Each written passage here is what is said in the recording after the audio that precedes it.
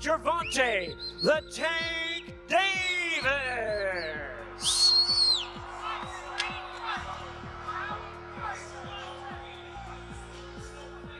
Thing to the body. Everything to the body. Chopping, downstairs, chopping. Brick hand.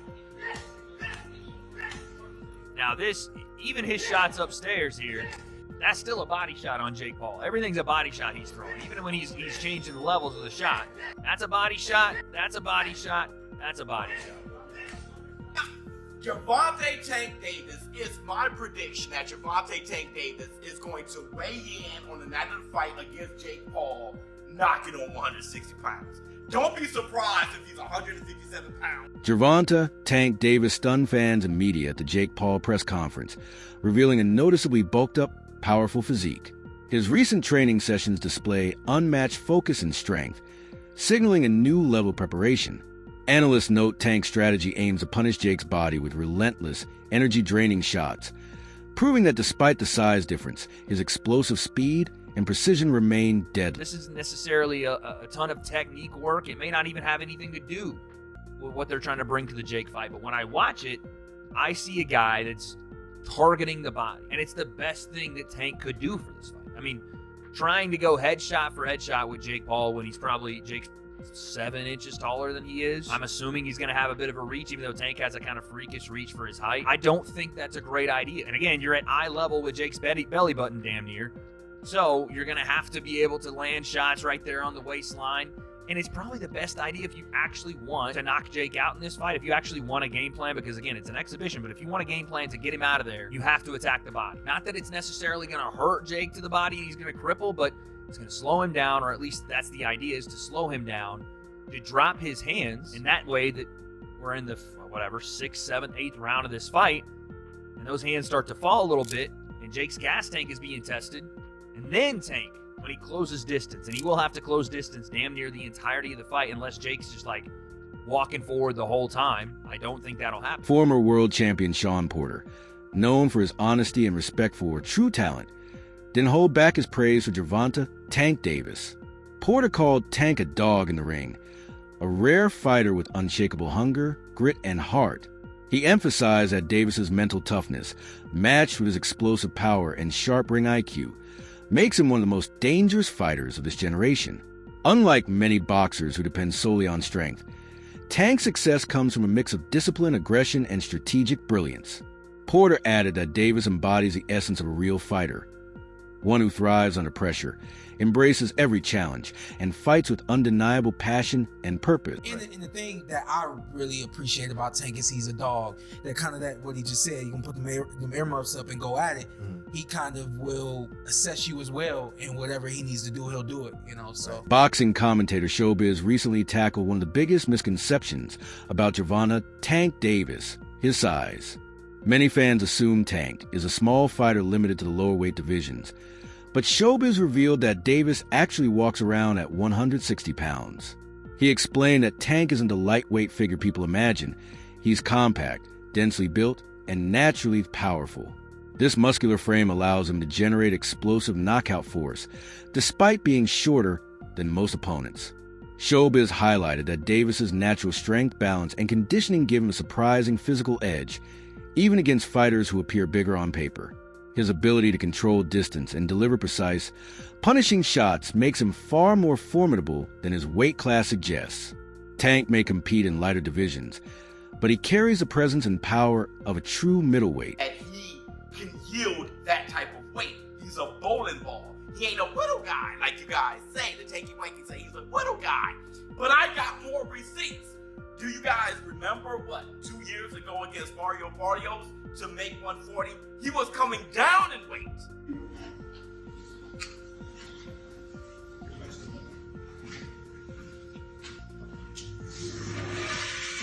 $144.1. Weighing in at 144 plus. Ah! I even got more receipts for you guys. Remember against Ryan Garcia, right? You saw him stacking on snacky cakes and all kind of Skittles and shit.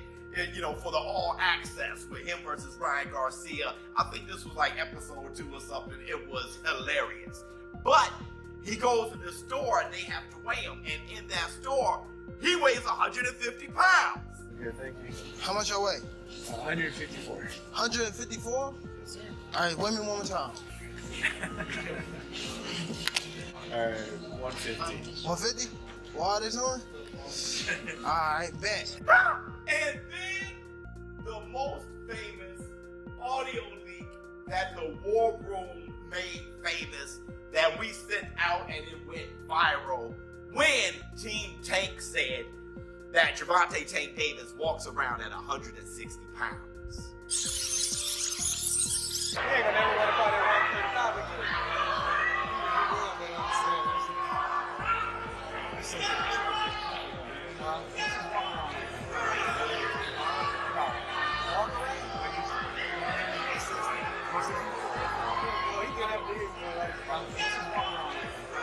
Behind the scenes, Gervonta "Tank" Davis has been pushing himself harder than ever. Recent training footage reveals a fighter fully locked in, firing sharp combinations, refining his footwork, and maintaining laser focus on every detail. His coaches describe the sessions as brutally intense yet highly purposeful. Davis isn't training just to last rounds. He's training to destroy. Every punch is thrown with fight night intent, replicating real pressure and pace. Sparring has been especially demanding, with heavier, stronger opponents brought in to mirror Jake Paul's size and power. Observers note that Tank now looks sharper, faster, and more composed than ever. This version of Davis isn't just prepared to win, he's preparing to dominate. His relentless preparation shows the difference between a great boxer and a generational star.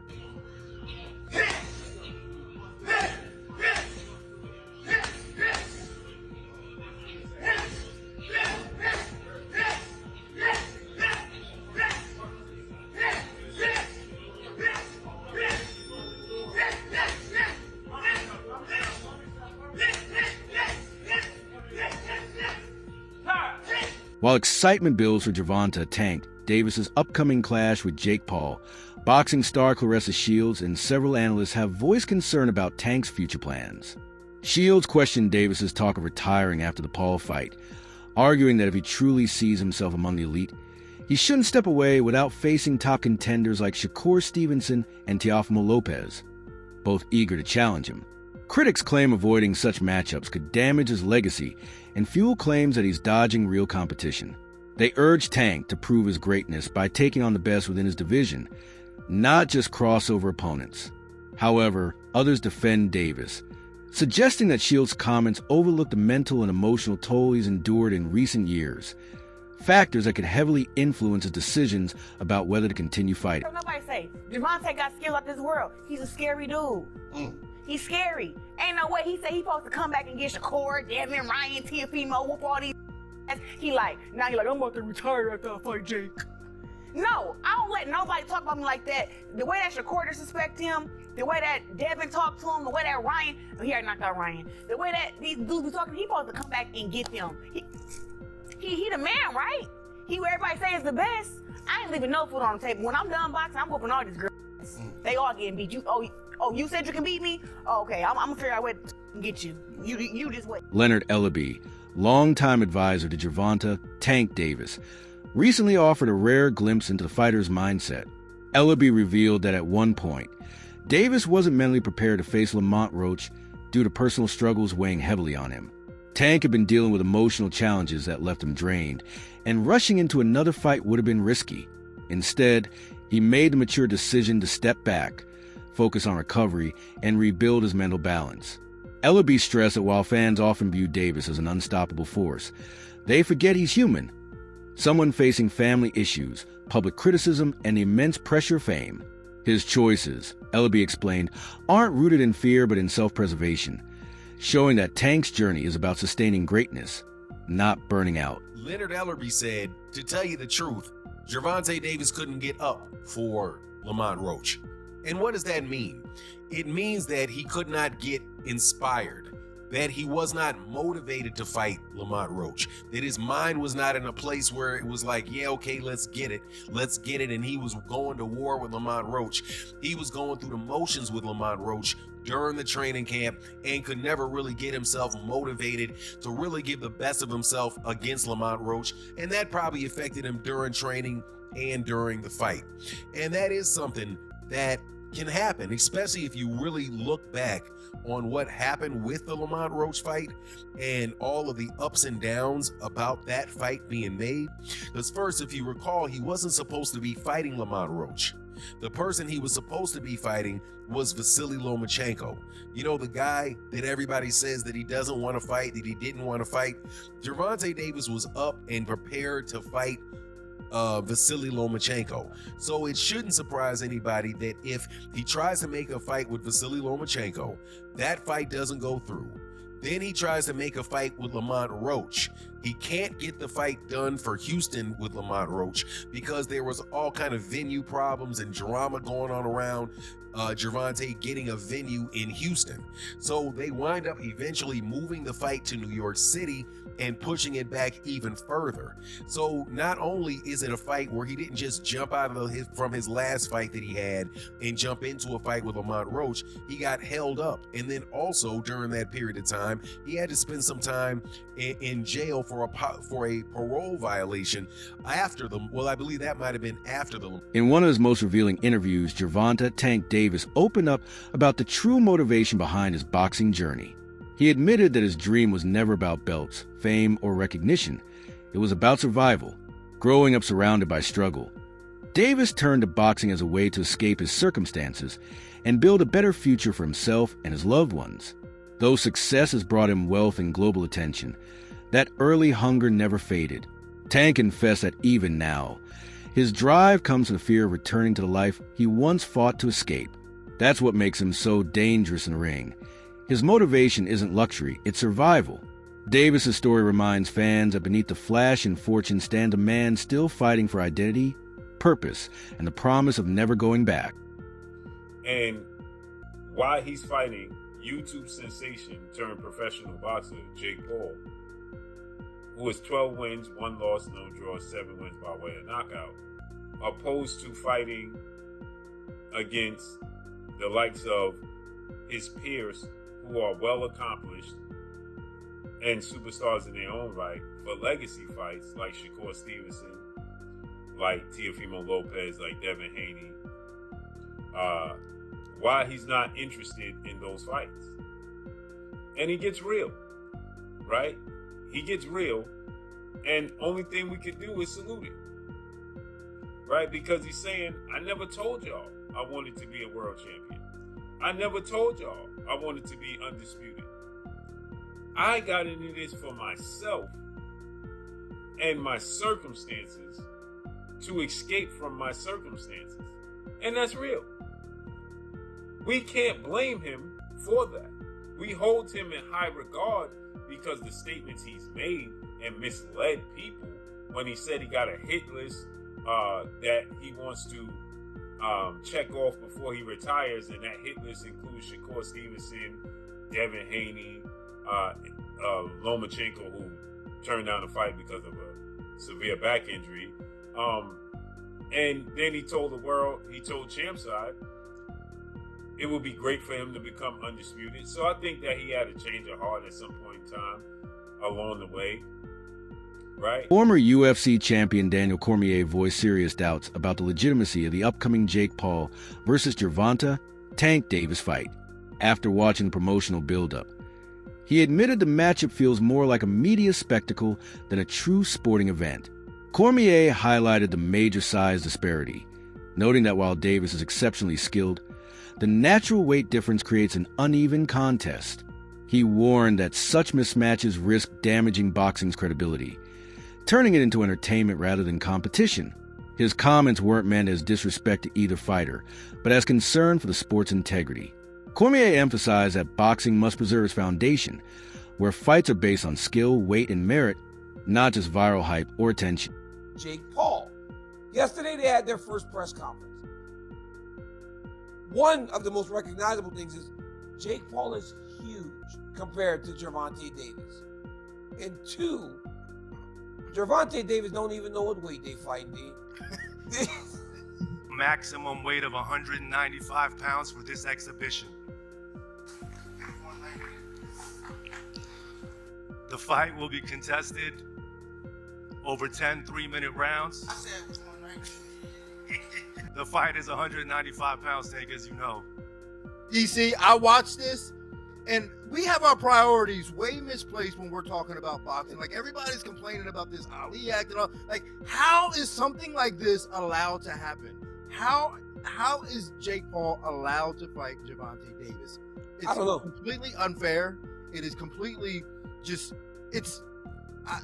I can't say the word that I want to say because I don't want to get canceled, but this fight should not be happening.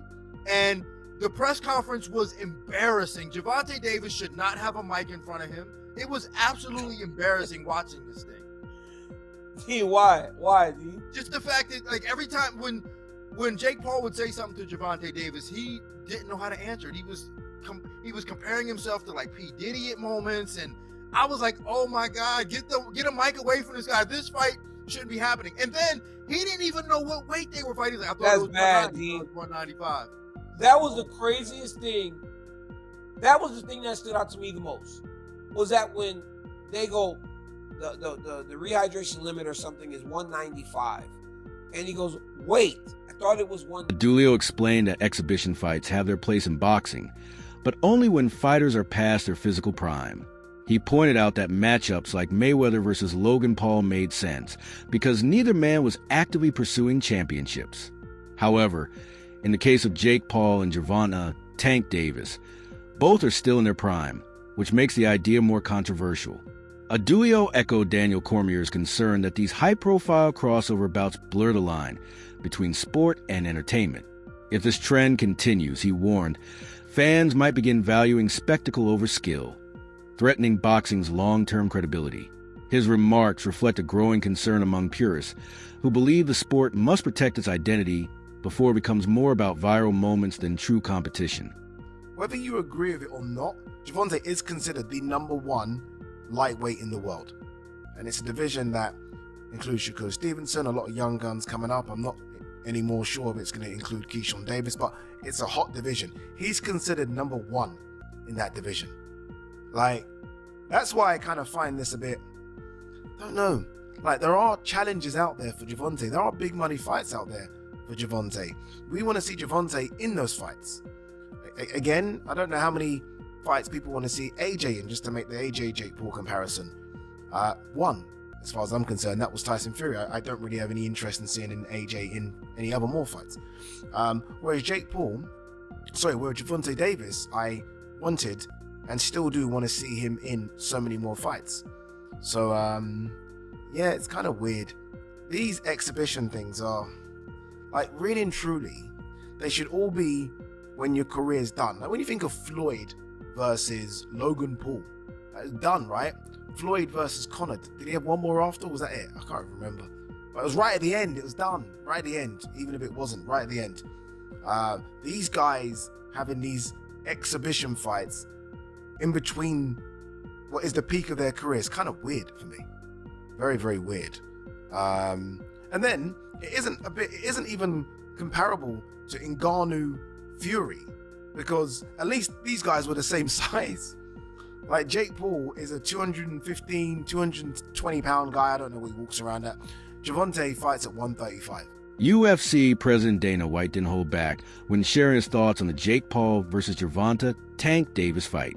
He said most fans aren't drawn to it for competition. They just want chaos and entertainment.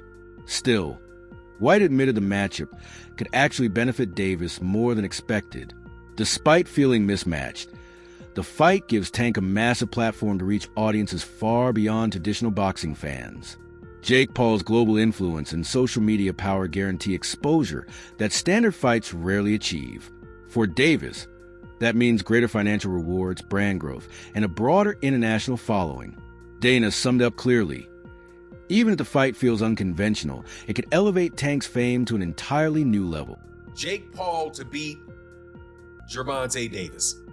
This is not a fight that I'm excited for. at all. I would rather have Gervonta Davis fighting in a real boxing match against the likes of Lamont Roach, Shakur Stevenson, Keyshawn Davis, Emmanuel Navarrete, anybody that is in the 135-pound division and around.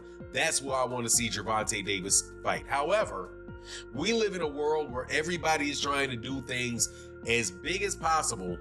And the biggest fights possible right now, unfortunately for the sport of boxing, is an exhibition fight between Jake Paul and Gervonta Davis. So, I do like it for this reason, though. I like it because it is allowing Gervonta Davis to have a fight that is going to be big and that the mainstream media is going to have to cover, the mainstream media outside the world of boxing. Gervonta Davis has been, without a doubt, blocked, having venues blocked, having fighters, having other promoters paying fighters away to go different directions from Gervonta Davis. So Gervonta Davis was in a bit of a hole. And he gets an opportunity to fight Jake Paul for $200 million or whatever. I don't mind it at all. As long as Gervonta Davis comes back to the world of boxing after he gets done with this, hey man, you got your money, no worries. But you gotta love Dana White having the audacity to pick Jake Paul in this fight and says something to the effect that, hey, he was talking to Logan. That's it for today's video. Stay tuned for more updates, and don't forget to like, share, and subscribe. Until next time, keep your gloves up, Boxing Brain out.